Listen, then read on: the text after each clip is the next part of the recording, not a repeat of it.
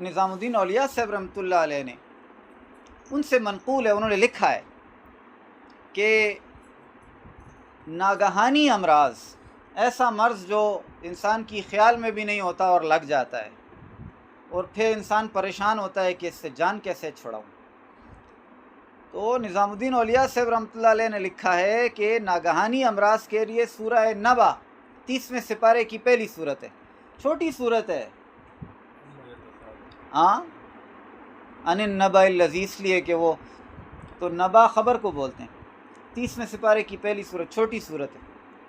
نظام الدین اولیاء صاحب رحمۃ اللہ علیہ فرماتے ہیں کہ کوئی 5 بار یہ سورہ نبا عصر اور مغرب کے درمیان میں پڑھے تو یہ ناگہانی مرض، تو اس کے لیے کہتے ہیں اکسیر ہے، یعنی یہ ایسی دوائی ہے کہ وہ ضرور ٹھیک ہوگا.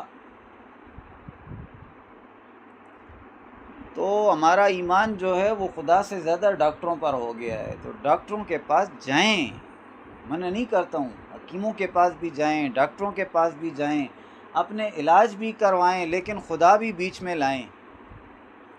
مرض خدا کی طرف سے آتا ہے، شفا من جانب اللہ، ڈاکٹر نے بھی بڑا بڑا لکھ کر لگایا ہوتا ہے.